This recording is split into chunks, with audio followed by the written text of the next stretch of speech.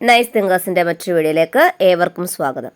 പ്രിയപ്പെട്ട കൂട്ടുകാരെ, നിങ്ങൾ ആവശ്യപ്പെട്ടതുപോലെ കഴിഞ്ഞ ദിവസം നടന്ന സ്റ്റേറ്റ് അക്കാദമിക് കൗൺസിലിൻ്റെ USS പരീക്ഷയുടെ മാതൃകാ ക്വസ്റ്റ്യൻ പേപ്പറിൻ്റെ വിശകലനവുമായിട്ടാണ് ഇന്ന് ഞാൻ എത്തിയിരിക്കുന്നത്.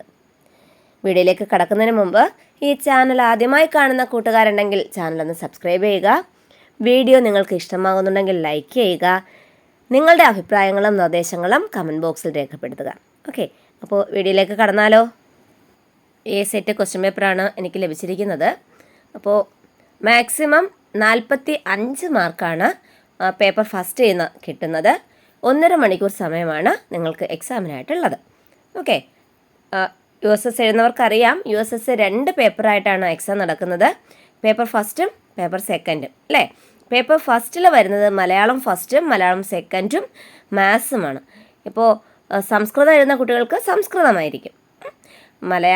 മലയാളം ഫസ്റ്റ് പാർട്ടും മലയാളം സെക്കൻഡ് പാർട്ടും മാത്സുമാണ് പേപ്പർ ഫസ്റ്റിൽ വരുന്നത്. ഓക്കെ, മാക്സിമം 45 മാർക്കാണ് ഇതിൽ നിന്ന് നേടേണ്ടത്. ഓക്കെ അല്ലേ? അത് ക്വസ്റ്റ്യൻ പേപ്പറിൻ്റെ കോഡും സബ്ജക്ട്സും നമ്പർ ഓഫ് ക്വസ്റ്റ്യൻസും ഒക്കെ ഇവിടെ തന്നെ തന്നിട്ടുണ്ട്. ഫസ്റ്റ് ലാംഗ്വേജ് മലയാളം 80 അടിസ്ഥാന പാഠാവലിയിൽ 15 ക്വസ്റ്റ്യൻ ഉണ്ടാവും. 1 മുതൽ 15 വരെയുള്ള ക്വസ്റ്റ്യൻ മലയാളം 80 ആയിരിക്കും. അതുപോലെ BT മലയാളം സെക്കൻഡിലും 15 ക്വസ്റ്റ്യൻ ഉണ്ടാവും. നമ്പർ അങ്ങനെ 16 മുതൽ 30 വരെയുള്ള ക്വസ്റ്റ്യൻ ആയിരിക്കും. ഓക്കെ, മാത്സ് വന്നിട്ട് 20 ക്വസ്റ്റ്യൻ ആയിരിക്കും ഉണ്ടാകുക. 31ാമത്തെ ക്വസ്റ്റ്യൻ മുതൽ 50ാമത്തെ ക്വസ്റ്റ്യൻ വരെ മാത്സ് ആയിരിക്കും. ഓക്കെ, ഇനി നിങ്ങൾക്ക് എക്സാം എഴുതുന്നതിന് മുമ്പുള്ള നിർദ്ദേശങ്ങൾ എന്തൊക്കെയാണെന്ന് നോക്കൂ. എക്സാം എഴുതുന്നതിന് മുൻപ് തന്നെ ചോദ്യ ബുക്ക്ലെറ്റിൻ്റെ കവർ പേജിലും OMR ഷീറ്റിലും നൽകിയിട്ടുള്ള നിർദ്ദേശങ്ങൾ വളരെ ശ്രദ്ധയോടെ വായിക്കണം. 1. പരീക്ഷാ സമയമായ 1.5 മണിക്കൂറിന് പുറമെയുള്ള 15 മിനിറ്റ് കൂൾ ഓഫ് ടൈം ആയിരിക്കും. ഈ സമയത്ത് ചോദ്യങ്ങൾക്ക് ഉത്തരം എഴുതാനും മറ്റുള്ളവരുമായി ആശയവിനിമയം നടത്താനും പാടില്ല. ഉത്തരങ്ങൾ എഴുതുന്നതിന് മുൻപ് ചോദ്യങ്ങൾ ശ്രദ്ധാപൂർവം വായിക്കണം. പേപ്പർ 1-ൽ 50 ചോദ്യങ്ങൾ ഉണ്ടായിരിക്കും. എല്ലാ ചോദ്യങ്ങൾക്കും കുട്ടികൾക്ക് ഉത്തരം എഴുതാവുന്നതാണ്. പാർട്ട് A ഒന്നാം ഭാഷ മലയാളം ഫസ്റ്റിൽ 15 ചോദ്യങ്ങൾ, എല്ലാ ചോദ്യങ്ങൾക്കും ഉത്തരം എഴുതണം. ഓക്കെ, അതാണ് നിയമം. പാർട്ട് B അതായത് ഒന്നാം ഭാഷ BT മലയാളം സെക്കൻഡിൽ 15 ചോദ്യങ്ങൾ ഉണ്ടായിരിക്കും. ശരിയായി ഉത്തരം എഴുതിയ 10 ചോദ്യങ്ങളുടെ മാർക്കായിരിക്കും അവിടെ കണക്കാക്കുന്നത്. നമുക്ക് 15 ചോദ്യങ്ങൾക്ക് ഉത്തരം എഴുതാം. ശരിയായിട്ട് എഴുതുന്ന 10 ചോദ്യങ്ങളുടെ മാർക്ക് എന്ത് ചെയ്യും? പരിഗണിക്കും. ഓക്കെ, അടുത്ത പാർട്ട് C ഗണിതശാസ്ത്രം. 20 ചോദ്യങ്ങൾ ഉണ്ടായിരിക്കും. എല്ലാ ചോദ്യങ്ങൾക്കും ഉത്തരം എഴുതണം. പേപ്പർ 1 ആകെ ചോദ്യങ്ങൾ 50, ആകെ മാർക്ക് 45. 50 ചോദ്യങ്ങളുണ്ടാകും. അതിൽ മലയാളം സെക്കൻഡിൽ 5 ചോദ്യം നമുക്ക് എഴുതണമെന്ന് നിർബന്ധമില്ല. പക്ഷേ കൂട്ടുകാർ അത് സ്കിപ്പ് ചെയ്യരുത്, അതും എഴുതുക. ഓക്കെ, ഏതെങ്കിലും ഒരു ക്വസ്റ്റ്യൻ തെറ്റിപ്പോയാലും നമ്മൾ മാർക്ക് കവർ ചെയ്യാനായിട്ട് സാധിക്കും, എല്ലാ ക്വസ്റ്റ്യനും ആൻസർ എഴുതുകയാണെങ്കിൽ. ഓക്കെ, ഇനി ഉത്തരങ്ങൾക്ക് നെഗറ്റീവ് മാർക്ക് ഉണ്ടായിരിക്കുന്നതല്ല, അതായത് മൈനസ് മാർക്ക് ഉണ്ടായിരിക്കുന്നതല്ല. കൂട്ടുകാർക്കൊക്കെ അറിയാമായിരിക്കും, PSC എക്സാമൊക്കെ എഴുതുമ്പോൾ 3 ക്വസ്റ്റ്യൻ മിസ്റ്റേക്ക് വരികയാണെങ്കിൽ, തെറ്റുകയാണെങ്കിൽ നമുക്ക് ശരിയായ ഉത്തരത്തിൽ നിന്ന് 1 മാർക്ക് കുറയ്ക്കും. അതാണ് മൈനസ് മാർക്ക്. USS എക്സാമിന് മൈനസ് മാർക്ക് ഉണ്ടായിരിക്കുന്നതല്ല. ഉത്തരം എഴുതുവാൻ OMR ഷീറ്റിലും ചോദ്യപേപ്പറിലും തന്നിട്ടുള്ള നിർദ്ദേശങ്ങൾ നിർബന്ധമായും അനുസരിക്കണമെന്ന് പരീക്ഷാർത്ഥികളെ അനുശാസിക്കുന്നു. നിങ്ങളെ വീണ്ടും ഓർമ്മിപ്പിക്കുകയാണ്. നോക്കൂ, ഉത്തരങ്ങൾ എഴുതുന്നതിന് മുമ്പായി OMR ഷീറ്റിൻ്റെ മുകൾ ഭാഗത്തുള്ള കളങ്ങൾ പൂരിപ്പിക്കുക. നിങ്ങളുടെ ഹാൾ ടിക്കറ്റിലെ നമ്പറൊക്കെ പൂരിപ്പിക്കുക. OMR ഷീറ്റിൽ ഉത്തരങ്ങൾ അടയാളപ്പെടുത്തുന്നതിന് നീലമഷിയോ കറുപ്പ് മഷിയോ ഉള്ള ബോൾ പോയിന്റ് പേനകൾ മാത്രം ഉപയോഗിക്കുക. OMR ഷീറ്റിൽ ഏതെങ്കിലും വിധത്തിലുള്ള വ്യക്തിവിവരങ്ങളോ അടയാളങ്ങളോ രേഖപ്പെടുത്തുവാൻ പാടില്ല. അങ്ങനെ എന്തെങ്കിലും ചെയ്താൽ അവരുടെ OMR ഷീറ്റ് റദ്ദാക്കുന്നതാണ്. അതായത് അവരുടെ പേപ്പർ വാല്യൂ ചെയ്യത്തില്ല. ഓക്കെ, നമ്മുടെ പേരോ അഡ്രസ്സോ സ്കൂളിൻ്റെ പേരോ അങ്ങനെ യാതൊന്നും നമ്മൾ എന്ത് ചെയ്യാൻ പാടില്ല, അതിൽ എഴുതാനായിട്ട് പാടില്ല. ഓക്കെ അല്ലേ? അപ്പോൾ ഇനി നമുക്ക് ക്വസ്റ്റ്യനിലേക്ക് കടന്നാലോ. Paper first part A first language Malayalam 80. Question number 1 to 15, 1 മുതൽ 15 വരെയാണ് മലയാളം ഫസ്റ്റിൻ്റെ ക്വസ്റ്റ്യൻസ്. നോക്കൂ, അജന്ത എന്ന കവിത R രാമചന്ദ്രൻ്റെ ഏതു കവിതാ സമാഹാരത്തിലതാണ്? അജന്ത എന്ന കവിത എഴുതിയതാരാണ്? R രാമചന്ദ്രൻ. R രാമചന്ദ്രൻ്റെ ഏത് കവിതാ സമാഹാരത്തിലെ കവിതയാണ് Ajanta? Option Ambalamani, Shyamasundari, Shyamambaram, Sandhyanikunjangal. Answer option B, Shyamasundari. Option ഏതാണ്? Shyamasundari. Okay. Second question, Himavante Mukalthattil എന്ന യാത്രാവിവരണ ഗ്രന്ഥം എഴുതിയത് ആര്? ഹിമവാന്റെ മുകൾത്തട്ടിൽ എന്ന യാത്രാവിവരണ ഗ്രന്ഥം എഴുതിയത് ആര്? ഹിമവാന്റെ മുകൾത്തട്ടിൽ ഏത് വിഭാഗത്തിൽ പെടുന്നു എന്ന് ചോദിക്കാം. ഓക്കെ. ഹിമവാന്റെ മുകൾത്തട്ടിൽ എന്ന യാത്രാവിവരണ ഗ്രന്ഥം എഴുതിയത് ആര്? Option S K. Pottekkatt, Santhosh George Kulangara, Rajan Kakkanadan, G Aravindan. Options S K. Pottekkatt, Santhosh George Kulangara, Rajan Kakkanadan, G Aravindan. ആരാണ്? Option C, Rajan Kakkanadan. രാജൻ കാക്കനാടനാണ് ഹിമവാന്റെ മുകൾത്തട്ടിൽ എന്ന യാത്രാവിവരണ ഗ്രന്ഥം രചിച്ചത്. ഓക്കെ. ഹിമവാന്റെ മുകൾത്തട്ടിൽ എന്ന യാത്രാവിവരണ ഗ്രന്ഥം രചിച്ചത് ആരാണ്? Rajan Kakkanadan. Clear? Next question, Adarunna Kakkakal ആരുടെ യാത്രാവിവരണമാണ്? നോക്കൂ, അടരുന്ന കക്കകൾ ആരുടെ യാത്രാവിവരണമാണ്? ഞാൻ ക്ലാസ് എടുക്കുമ്പോൾ പറയുന്നുണ്ടായിരുന്നു, ഓരോ എഴുത്തുകാരുടെയും പ്രധാനപ്പെട്ട കൃതികൾ അവ ഏത് വിഭാഗത്തിൽ പെടുന്നു, അവയ്ക്ക് ലഭിച്ചിട്ടുള്ള അംഗീകാരങ്ങൾ, പുരസ്കാരങ്ങൾ, അത് കൃത്യമായി കൂട്ടുകാർ നോക്കണം. ഓക്കെ. ഇവിടുത്തെ ക്വസ്റ്റ്യൻ, അടരുന്ന കക്കകൾ ആരുടെ യാത്രാവിവരണമാണ്? Options Asha Menon, Zacharia, S K. Pottekkatt, George Onakkoor. Asha Menon, Zacharia, S K. Pottekkatt, George Onakkoor. ഇതിൽ അടരുന്ന കക്കകൾ ആരുടെ യാത്രാവിവരണമാണ്? ഉത്തരം ഓപ്ഷൻ എ, ആശാ മേനോൻ. ആശാ മേനോൻ. അടുത്ത നാലാമത്തെ ചോദ്യം നോക്കൂ. നക്ഷത്രം പോലെ ജ്വലിച്ചു നിന്ന കണ്ണുകൾ. കണ്ണുകളിൽ ജ്വലിച്ചു നിന്നത് എന്താണ്? ലജ്ജ, നിരാശ, പ്രത്യാശ, അവഗണന. നക്ഷത്രം പോലെ ജ്വലിച്ചു നിന്ന കണ്ണുകൾ. ഇതിൽ കണ്ണുകളിൽ ജ്വലിച്ചു നിന്നത് ഏത് ഭാവമാണ്? ലജ്ജ, നിരാശ, പ്രത്യാശ, അവഗണന. ഏതാണ്? പ്രത്യാശ.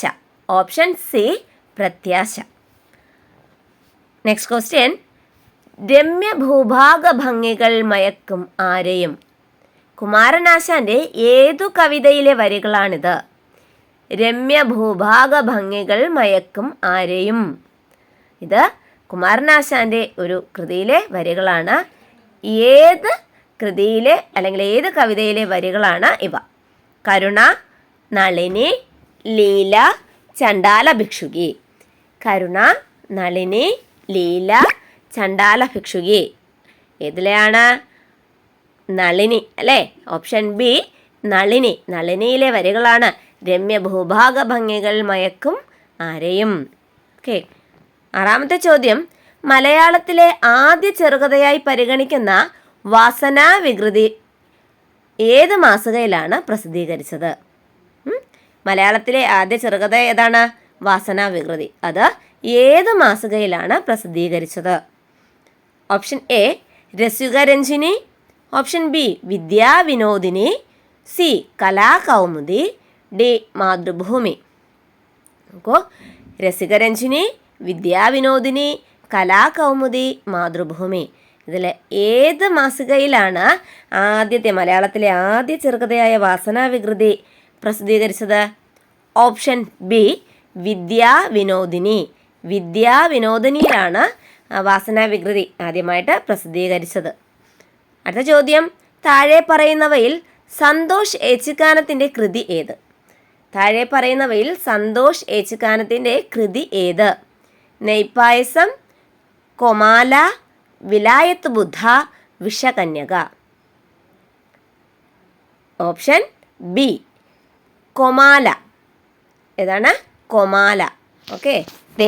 അപ്പുറത്ത് ഒരാൾ കാണാൻ വന്നിരിക്കുന്നു എന്ന വിളിയിലൂടെ കഥാകൃത്ത് അവതരിപ്പിക്കുന്നത് ആരെയെല്ലാമാണ്?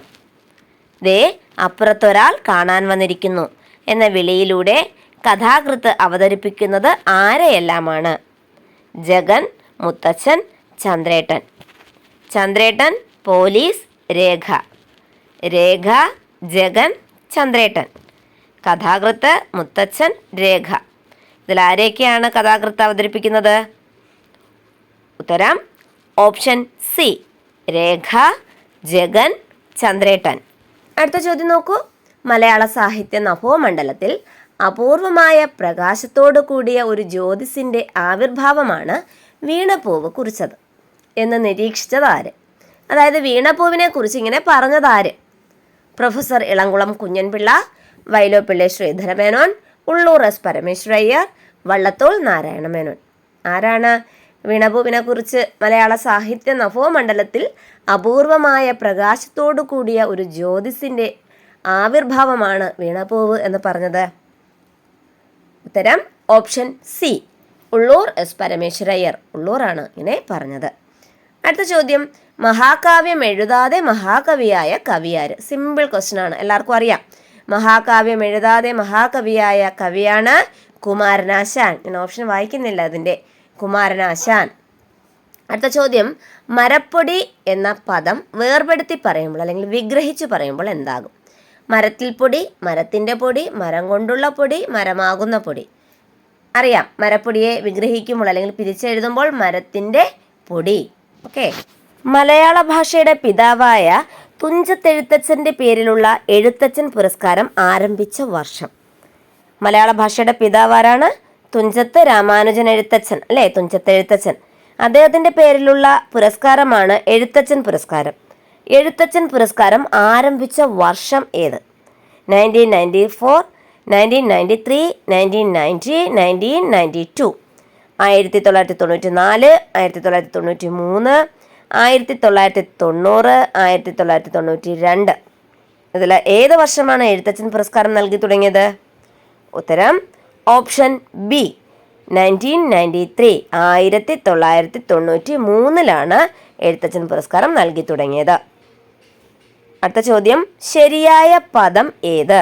ശരിയായ പദം ഏത്? യാദൃശ്ചികം എന്ന് എങ്ങനെയാണ് കൃത്യമായിട്ട് എഴുതുന്നത്? ഉത്തരം ഓപ്ഷൻ ബി, യാദൃശ്ചികം. കണ്ടല്ലോ, യാദൃശ്ചികം. കൂട്ടുകാരെ, കറണ്ട് അഫയേഴ്സിൻ്റെ വീഡിയോ ഞാൻ ചെയ്തിട്ടുണ്ട്, കേരള പുരസ്കാരങ്ങൾ, അതൊക്കെ കാണുക. ഓക്കെ. നിങ്ങളുടെ USS എന്ന പ്ലേലിസ്റ്റിൽ ഇവയുടെ USSൻ്റെ എല്ലാ വീഡിയോസും ഞാൻ ഉൾപ്പെടുത്തിയിട്ടുണ്ട്. ഓക്കെ. വീണ്ടും നിങ്ങളോട് ആവശ്യപ്പെടുകയാണ്, നിങ്ങൾക്ക് വീഡിയോ ഇഷ്ടമാകുന്നുണ്ടെങ്കിൽ ലൈക്ക് ചെയ്യുക. നിങ്ങളുടെ നിർദ്ദേശങ്ങളും അഭിപ്രായങ്ങളും ഒക്കെ നിങ്ങൾ കമൻറ്റ് ബോക്സിൽ രേഖപ്പെടുത്തുക. ഓക്കെ. അടുത്ത ചോദ്യം, എല്ലുപൊന്തിയ ചെറ്റക്കുടിൽ എന്തിനെയാണ് സൂചിപ്പിക്കുന്നത്? എല്ലുപൊന്തിയ ചെറ്റക്കുടിൽ എന്തിനെയാണ് സൂചിപ്പിക്കുന്നത്? മഴക്കാലം, ചെറിയ വീട്, ദാരിദ്ര്യം, ദുഃഖം. എന്താണ് എല്ലുപൊന്തിയ ചെറ്റക്കുടിൽ? ആ കുടലിൻ്റെ ദാരിദ്ര്യാവസ്ഥയാണ് സൂചിപ്പിക്കുന്നത്, അല്ലേ? ഉത്തരം ഓപ്ഷൻ സി, ദാരിദ്ര്യം. വിഹായസ് എന്നതിന് സമാനമായ പദം ഏത്? അല്ലെങ്കിൽ വിഹായസ് എന്ന പദത്തിൻ്റെ അർത്ഥം എന്ത്? വിഹായസ്, ഭൂമി, കാട്, ആകാശം, നക്ഷത്രം. വിഹായസ്, ആകാശം, ആകാശം. മലയാളം ഫസ്റ്റ് കഴിഞ്ഞിരിക്കുകയാണ്. അടുത്തത് മലയാളം സെക്കൻഡ്. പേപ്പർ ഫസ്റ്റിൽ part B, first language Malayalam. നോക്കൂ, 16 മുതൽ 30 വരെയുള്ള ക്വസ്റ്റ്യനാണ് തന്നിരിക്കുന്നത്. അതിൽ 10 എണ്ണം എഴുതിയാൽ മതി. നമുക്ക് എന്ത് ചെയ്യാം? 15 ചോദ്യോത്തരങ്ങളും എഴുതാം. ഓക്കെ. അതിൽ കറക്റ്റായിട്ടുള്ള 10 ആൻസറുകളായിരിക്കും പരിഗണിക്കുന്നത്. നോക്കൂ, തന്നിട്ടുള്ള 15 ചോദ്യങ്ങളിൽ ഏതെങ്കിലും 10 എണ്ണത്തിന് ഉത്തരം എഴുതുക.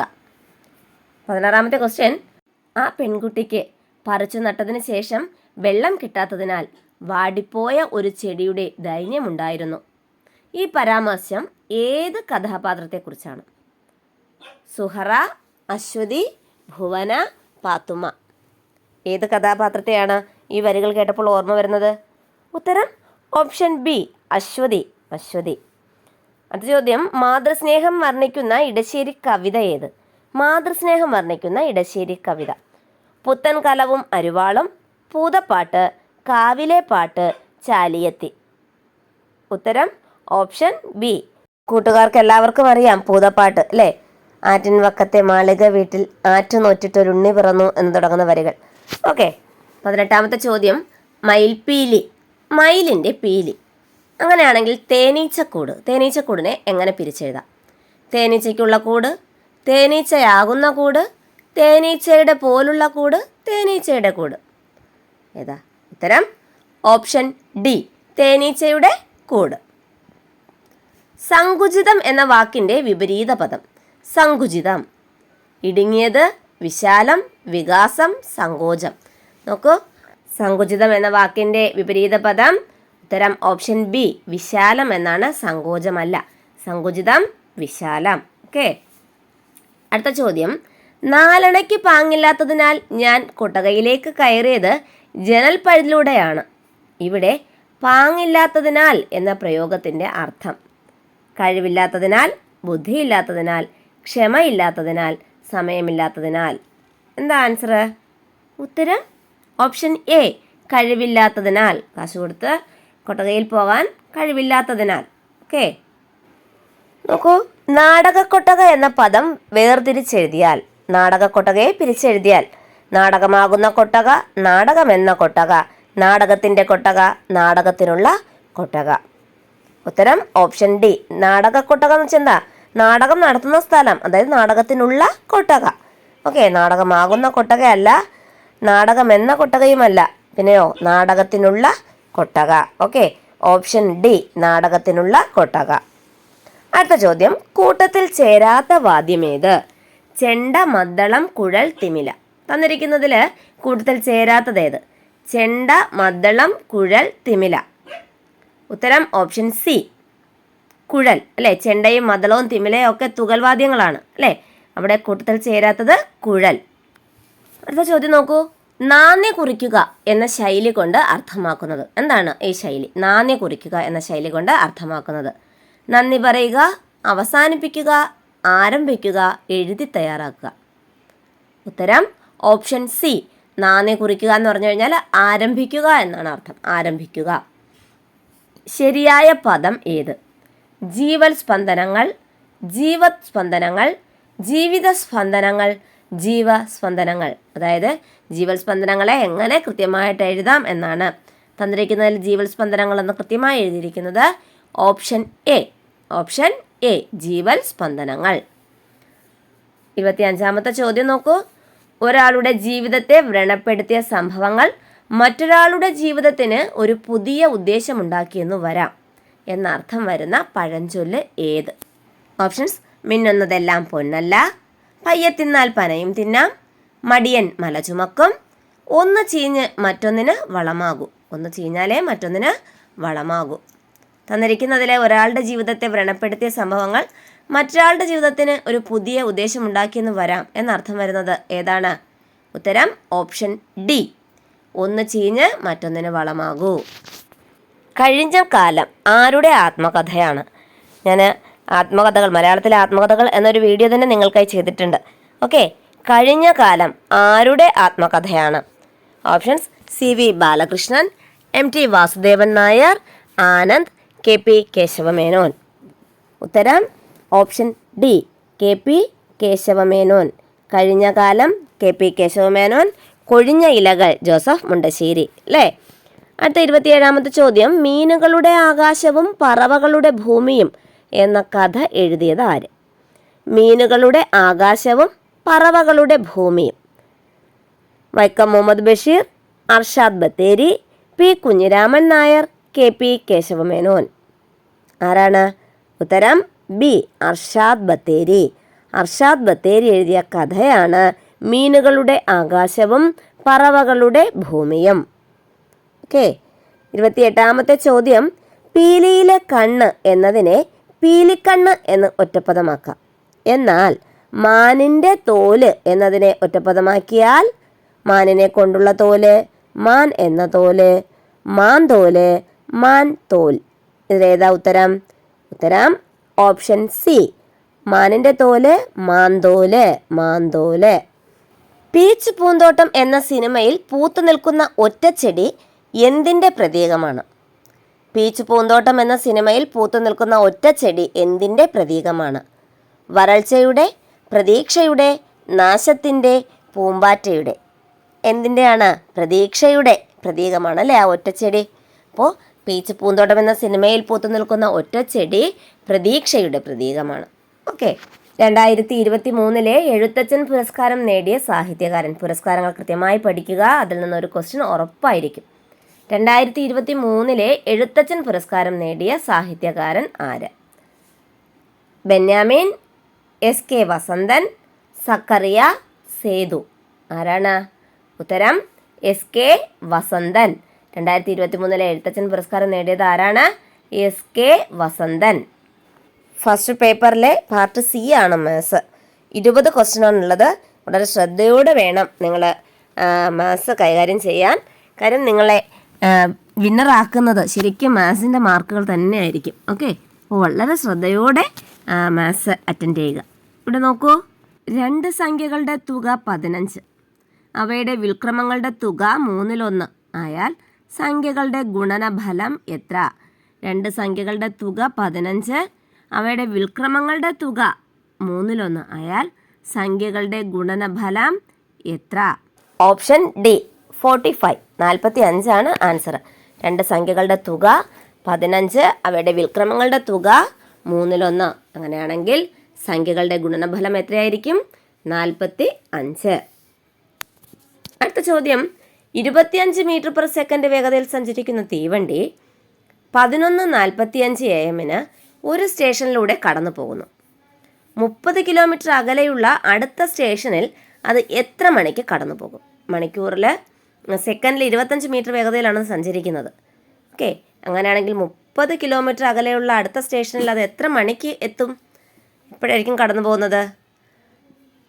ഓപ്ഷൻ സി അല്ലേ? ഉത്തരം ഓപ്ഷൻ സി 12:05 PM. 12:05 PM അത് അടുത്ത സ്റ്റേഷൻ കടന്നു പോകുന്നത്. ഓക്കെ, അടുത്ത ചോദ്യം നോക്കാം. ശ്രേണിയിലെ അടുത്ത സംഖ്യ ഏത്? തന്നിരിക്കുന്ന സംഖ്യകൾ 0.5, 0.55, 0.65, 0.8 അങ്ങനെയാണെങ്കിൽ അടുത്ത സംഖ്യ ഏതായിരിക്കും? നെക്സ്റ്റ് സംഖ്യ ഓപ്ഷൻ ഡി 1. അടുത്ത സംഖ്യ ഏതായിരിക്കും? 1 അല്ലേ? അടുത്ത നോക്കൂ, ഏത് ചിഹ്നങ്ങൾ പരസ്പരം മാറ്റിയാൽ 8/7 × 2 - 10 + 5 = 21 എന്ന സമവാക്യം ശരിയാകും? ഏതൊക്കെ 2 ചിഹ്നങ്ങൾ മാറ്റണം? ഏതൊക്കെ മാറ്റിയാൽ ശരിയാകും? സങ്കലനം ഗുണനം, വ്യവകലനം ഗുണനം, വ്യവകലനം ഹരണം, സങ്കലനം ഹരണം. ഇതിലേതൊക്കെ മാറ്റിയാൽ ആൻസർ 21 എന്ന് കിട്ടും? ഉത്തരം ഓപ്ഷൻ ഡി സങ്കലനം ഹരണം. ആദ്യത്തേനെ സങ്കലനമാക്കുക, രണ്ടാമത്തേന് ഹരണമാക്കുക. സങ്കലനവും ഹരണവും തമ്മിൽ മാറ്റിയാൽ നമുക്ക് എന്ത് കിട്ടും? ഉത്തരം 21 എന്ന് കിട്ടും. ഓക്കെ, സങ്കലനത്തെയും ഹരണത്തെയും ആണ് എന്ത് ചെയ്യേണ്ടത്? സങ്കലനവും ഹരണമാണ് മാറ്റേണ്ടത്. തന്നിരിക്കുന്ന ചിഹ്നങ്ങളെ. ക്ലിയർ? അടുത്ത ചോദ്യം, ഒരു ക്ലാസ്സിൽ 48 കുട്ടികളുണ്ട്. ആൺകുട്ടികളുടെയും പെൺകുട്ടികളുടെയും എണ്ണം തമ്മിലുള്ള അംശബന്ധം 3:1 ആണ്. ഇത് 1:3 ആകാൻ എത്ര പെൺകുട്ടികൾ കൂടി വേണം? അംശബന്ധമൊക്കെ നന്നായിട്ട് ചെയ്ത് പഠിക്കണേ മക്കളെ. നോക്കുക, ഒരു ക്ലാസ്സിൽ 48 കുട്ടികളുണ്ട്. ആൺകുട്ടികളുടെയും പെൺകുട്ടികളും തമ്മിലുള്ള എണ്ണം തമ്മിലുള്ള അംശബന്ധം 3:1 ആണ്. ഇത് 1:3 ആകാൻ, അതായത് ആൺകുട്ടികളുടെയും പെൺകുട്ടികളും തമ്മിലുള്ള അംശബന്ധം 1:3 ആകാൻ എത്ര പെൺകുട്ടികൾ കൂടി വേണം? എത്ര പെൺകുട്ടികൾ കൂടി വേണം? 96 പെൺകുട്ടികൾ കൂടി വേണം. ആകെ 96 അല്ല, 96 കുട്ടികൾ കൂടുതൽ വേണം. ഇപ്പോൾ ഉള്ളതിനേക്കാൾ കൂടുതൽ വേണം അല്ലേ? നോക്കൂ, 36ാമത്തെ ചോദ്യം നോക്കൂ. ഒരു ക്ലോക്കിൽ കാണിക്കുന്ന സമയം 4 മണിയാണ്.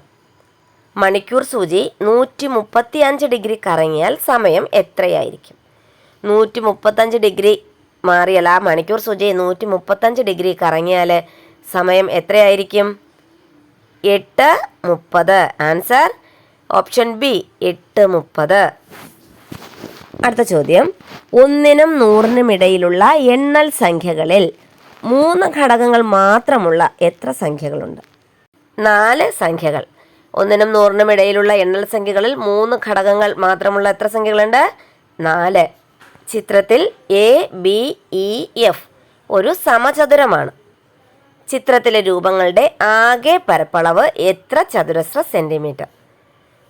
താഴെ തരുന്ന ചിത്രത്തിൽ ABEF എന്ന് പറയുന്നത് ഒരു സമചതുരമാണ്. ചിത്രത്തിലെ രൂപങ്ങളുടെ ആകെ പരപ്പളവ് എത്ര ചതുരശ്ര സെൻറ്റിമീറ്റർ? ചിത്രം നോക്കൂ. ABEF ഇത് ഒരു സമചതുരമാണ്. അല്ലാതെ BC ഉണ്ട്, BCD അതൊരു ട്രയാങ്കിളാണ് അല്ലേ. അതുപോലെ BDE അതും ഒരു ട്രയാങ്കിളാണ്. അളവുകൾ തന്നിട്ടുണ്ട്. അപ്പോൾ പരപ്പളവ് എങ്ങനെ കാണാം? ആ ചതുരത്തിൻ്റെയും ട്രയാങ്കിൾസിൻ്റെയൊക്കെ പരപ്പളവ് കണ്ട് ആഡ് ചെയ്താൽ മതി. അപ്പോൾ ഉത്തരം എത്ര കിട്ടും? Option C 274. എത്രയാണ്? 274. 274. അടുത്ത ചോദ്യം നോക്കൂ. ഒരു തുക സാധാരണ പലിശ രീതിയിൽ നിക്ഷേപിച്ചപ്പോൾ 30 വർഷം കൊണ്ട് 4 മടങ്ങായി. ഓക്കെ, അങ്ങനെയാണെങ്കിൽ പലിശ നിരക്ക് എത്ര? I=PNR അല്ലേ? I=PNR ഒക്കെ വെച്ച് ചെയ്യാൻ അറിയാമല്ലോ. അപ്പോൾ ഒരു തുക സാധാരണ പലിശ രീതിയിൽ നിക്ഷേപിച്ചപ്പോൾ 30 വർഷം കൊണ്ട് തുക എന്ത് ചെയ്തു? 4 മടങ്ങായി അല്ലേ?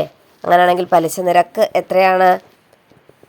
ഉത്തരം ഓപ്ഷൻ എ 10%. 10%. ഒരു ത്രികോണത്തിൻ്റെ വശങ്ങളുടെ അളവുകളെല്ലാം എണ്ണൽ സംഖ്യകളാണ്. അവ 12 സെൻറ്റിമീറ്റർ, 10 സെൻറ്റിമീറ്റർ, x സെൻറ്റിമീറ്റർ ആയാൽ എക്സിന് നൽകാവുന്ന ഏറ്റവും ചെറിയ വിലയെന്ത്? ത്രികോണത്തിൻ്റെ വശങ്ങളുടെ അളവുകളെല്ലാം എണ്ണൽ സംഖ്യകളാണ്. 2 വശങ്ങൾ തന്നിട്ടുണ്ട്. മൂന്നാമത്തെ വശം കണ്ടുപിടിക്കുക. 12 സെൻറ്റിമീറ്റർ, 10 സെൻറ്റിമീറ്റർ. അങ്ങനെയാണെങ്കിൽ ഏറ്റവും ചെറിയ വില ഏതായിരിക്കും? ഉത്തരം ഓപ്ഷൻ ബി 3 സെൻറ്റിമീറ്റർ. എത്രയാണ്? 3 സെൻറ്റിമീറ്റർ. അടുത്ത ചോദ്യം. ഏറ്റവും ചെറിയ പോസിറ്റീവ് പൂർണ്ണസംഖ്യയുടെയും ഏറ്റവും വലിയ നെഗറ്റീവ് പൂർണ്ണസംഖ്യയുടെയും വർഗ്ഗങ്ങളുടെ തുക എത്ര? ഏറ്റവും ചെറിയ പോസിറ്റീവ് പൂർണ്ണസംഖ്യയുടെയും ഏറ്റവും വലിയ നെഗറ്റീവ് പൂർണ്ണസംഖ്യയുടെയും വർഗ്ഗങ്ങളുടെ തുക എത്രയാണ്? 2. ഉത്തരം ഓപ്ഷൻ ഡി 2. ഓക്കെ. ചുവടെ തന്നിരിക്കുന്ന സംഖ്യയ്ക്ക് എത്ര ഘടകങ്ങളുണ്ട്? എത്ര ഘടകങ്ങളുണ്ട്? 44 ഘടകങ്ങളുണ്ടല്ലേ. 3x 6561 ആയാൽ 3x-5 എത്ര?